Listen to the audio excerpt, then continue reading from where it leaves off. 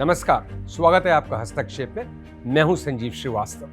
बहुत ही critical crucial संक्रमण के काल से जैसे गुजर रहा है हमारा देश, खासकर विदेश नीति में और आर्थिक मोर्चे में। हाल में प्रधानमंत्री मोदी की जापान यात्रा हुई, उसके बाद चीन की यात्रा हुई, जहां एससीओ की मीटिंग में, शंघाई कोऑपरेशन की मीटिंग में उन्होंने भाग लिया, जहां उनकी मुलाकात चाइनीज प्रेसिडेंट शी जिनपिंग से हुई, रशियन प्रेसिडेंट से हुई, व्लादिमीर पुतिन से, ब्राजील के राष्ट्रपति भी थे और भी एससीओ नेशंस के नेतागण वहाँ थे। पाकिस्तानी प्राइम मिनिस्टर शहबाज शरीफ भी थे, हालांकि उनसे कोई अलग से बातचीत ऑब्वियसली नहीं हुई।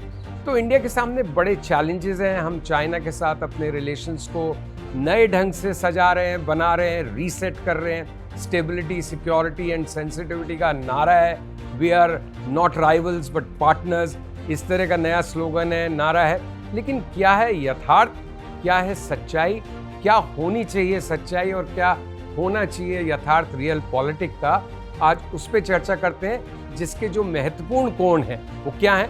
दिल्ली, मॉस्को, बेजिंग, वॉशिंगटन, इन चार देशों के डायनेमिक्स इंटरप्ले किस तरह कर रहे हैं, किस तरह से एक का रिलेशन दूसरे को प्रभावित कर रहा है, किस तरह से फ्यूचर हमें दिख रहा है, क्या हमारा पास्ट है, क्या बेस्ट होगा इंडियन इंटरेस्ट में, इन सब पे चर्चा करेंगे। बहुत ही कॉम्प्लिकेटेड और जटिल सब्जेक्ट है, इसका बिल्कुल जलेबी की तरह इसको किस छोर से पकड़े ये भी आसानी से समझ में नहीं आएगा, लेकिन मैं इसको सरल बनाने का प्रयास करूंगा, सरलीकरण करने का नहीं।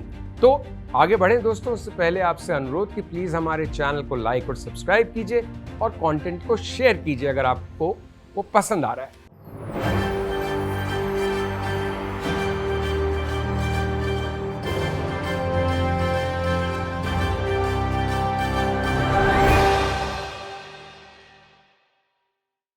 तो बात करते हैं इस यात्रा के अंतिम छोर से, अंतिम पड़ाव से, चीन से, जहां एससीओ की मीटिंग में भारतीय प्रधानमंत्री गए, चाइनीज प्रेसिडेंट के साथ उनका एंगेजमेंट हुआ, बायलैटरल हुआ, कई तरह की बातें हुई। We are not rivals but partners, मतलब हम रकीब नहीं हैं, साथी हैं, दोस्त हैं, ये नारा बुलंद हुआ। सेफ्टी, सिक्योरिटी, सेंसिटिविटी की बात हुई, स्टेबिलिटी की बात हुई। लेकिन ये कितने नारे यथार्थ के धरातल पर उतर पाएंगे, किस तरह की चुनौतियाँ हैं, किस तरह का हमारा इतिहास है, इसको हमें कभी नहीं भूलना चाहिए और नहीं शायद भारतीय भूले होंगे। लेकिन एक इस तरह का संक्रमण या संकट का काल चल रहा है कि इंडिया को कुछ स्टैंड लेना पड़ा, कुछ लचीलापन ज़्यादा दिखाना पड़ा। अब सबसे पहले जो मैं कुछ मिथ्स को तोड़ना चाहता हूँ, इंडिया चाइना करीब इसलिए नहीं आ रहे हैं कि ट्रंप ने हम पे टैरिफ लगा दिया है। वो प्रोसेस उसकी वजह से शायद गति पकड़ रहा है, एक्सेलरेट हो रहा है, लेकिन भारत और चीन के बीच में संबंधों को नॉर्मलाइज करने का प्रयास पिछले 1 साल से चल रहा है। कजान में मिले थे सबसे पहले, उसके बाद दोनों देशों के विदेश मंत्रियों की मुलाकात हुई और अब ये एक स्टेज सेट हुई थी कि यहाँ पे प्रधानमंत्रियों की मुलाकात होगी। उससे पहले रक्षा मंत्री मिले थे चीन में 1-1.5 महीने पहले एससीओ की मीटिंग में, और तब आपको ध्यान है तब वहाँ पे जॉइंट स्टेटमेंट साइन नहीं हो पाया था क्योंकि भारत ने ऑब्जेक्ट किया था कि पहलगाम का उसमें क्यों जिक्र नहीं है और बलूचिस्तान में आतंकवाद का जिक्र है, तब नहीं हुआ था। लेकिन इस बार एक जॉइंट स्टेटमेंट हुआ है जिसमें पहलगाम के आतंकी हमले की सभी ओर से भर्त्सना की गई जॉइंट स्टेटमेंट में। तो इंडिया का कुछ ना कुछ स्टैंड माना गया, लेकिन वो परिस्थितियां बदली हैं 2 महीनों में पिछले। अब हुआ क्या, ये देखिए हमें ध्यान रखना पड़ेगा। ट्रंप ने लगाया हम पे टैरिफ, हमें कोशिश करनी पड़ेगी अब चीन के साथ कुछ संबंध सुधारने की। इस पर अलग अलग लोगों का अलग अलग मत है।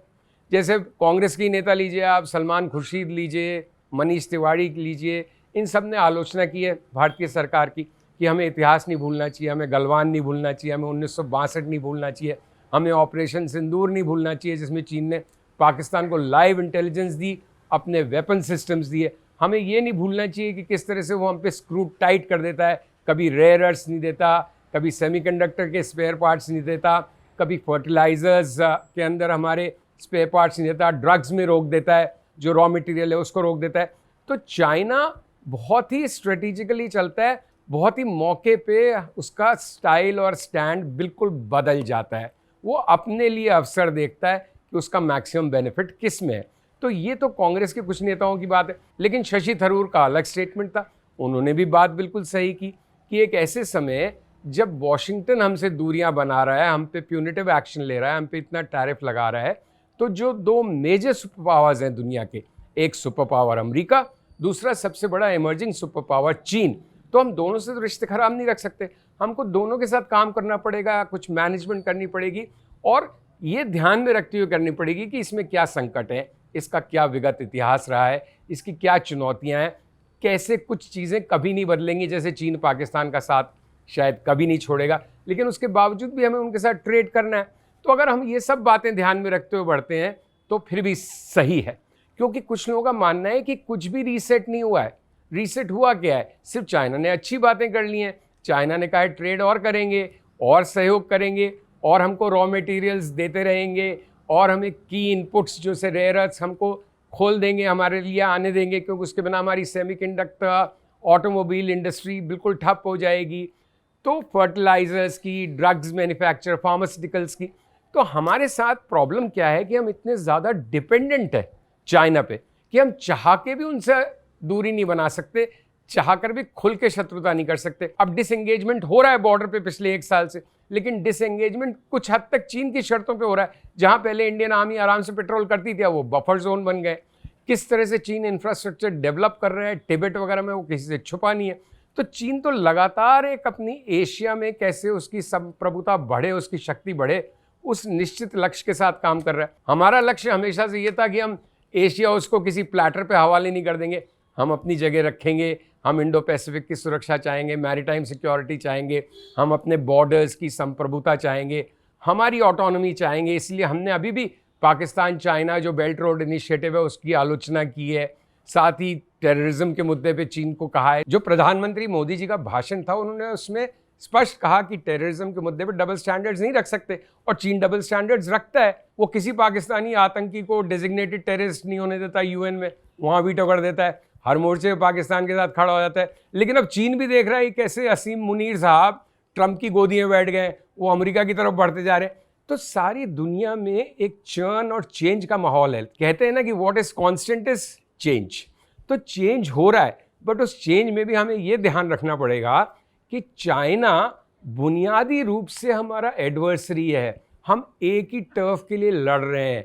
अगर उसको एशिया का सुपर पावर और एकमात्र सुपर पावर बनना है तो उसको भारत की बढ़त रोकनी है, बढ़ानी नहीं है। लेकिन eight the same time China को भी अमेरिका के साथ एंगेज करना है। वहाँ भी उनकी टैरिफ टॉक्स चल रही हैं, तो कहीं ना कहीं वो अमेरिका पे भी दबाव बना रहा है। और भारत के साथ तो ये समस्या है ही कि हम इतने ज़्यादा डिपेंडेंट हैं चाइना पे कि हम उसके साथ बिल्कुल रिश्ते नहीं तोड़ सकते। और हमें भी अमेरिका को ये संदेश देना है कि देखो, तुम हमको इतना दूर धकेलोगे तो आप हमें दूसरे ब्लॉक में धकेल रहे हो। उसी के कारण शायद ट्रंप का ट्वीट आया था सोमवार के दिन, जिसमें उन्होंने कहा कि भारत ने लगातार एडवांटेज लिया है और बिल्कुल हाईएस्ट टैरिफ लगाए हुए हैं अमेरिकी प्रोडक्ट्स पे, और सारा बिजनेस और ट्रेड इंडिया के बैलेंस में टिल्टेड है।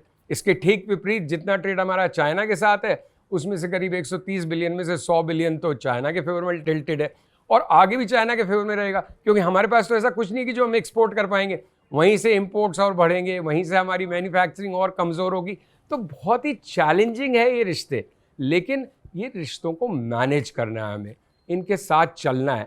तो ये सब अगर बातें ध्यान में रखते हुए हमारी फॉरेन पॉलिसी बन रही है और हमारे नीति निर्धारक आगे बढ़ रहे हैं तो बहुत अच्छा है। कहीं ना कहीं वॉशिंगटन को मैसेज देना, कहीं चाइना को मैसेज देना, कहीं चाइना के साथ दोस्ती का हाथ बढ़ा के वॉशिंगटन को मैसेज देना, कहीं वापस वॉशिंगटन की तरफ लौट कर चीन को संदेश देना। प्यूतिन के साथ भी बातचीत हुई है, लेकिन प्यूतिन अब पुराने ज़माने के सोवियत रूस के राष्ट्रपति नहीं है, वो नए ज़माने के रूस के राष्ट्रपति हैं जो खुद काफ़ी हद तक चीन पर निर्भर है। तो उसकी एक लिमिटेशंस है। साथ ही साथ हमें यूएस के साथ एंगेज करते रहना चाहिए। सिर्फ ट्रंप की वजह से हम इतने तारीखी रिश्ते जो पिछले 30 साल से स्ट्रेटेजिक पार्टनरशिप बना रहे थे अमेरिका के साथ, उसको तिलांजलि हम नहीं दे सकते। तो हम चीन की तरफ बढ़े ज़रूर, लेकिन अमेरिका को भूले नहीं, क्योंकि चीन ने हमारी टेरिटरी पे कब्जा किया हुआ है।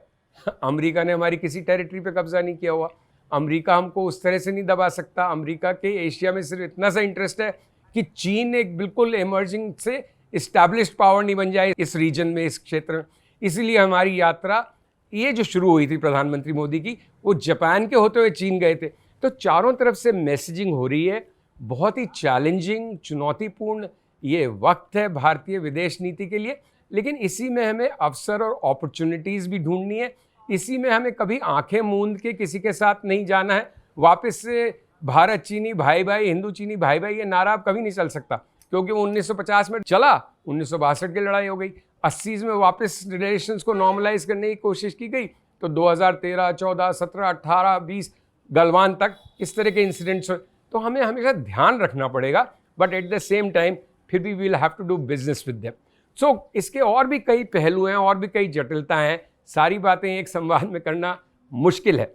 तो उम्मीद करता हूं कि आपको हमारी आज की बातचीत अच्छी लगी होगी। अगर अच्छी लगी है तो प्लीज़ हमारे कंटेंट को शेयर कीजिए, चैनल को लाइक और सब्सक्राइब कीजिए। नमस्कार, थैंक यू फॉर वॉचिंग। जय हिंद।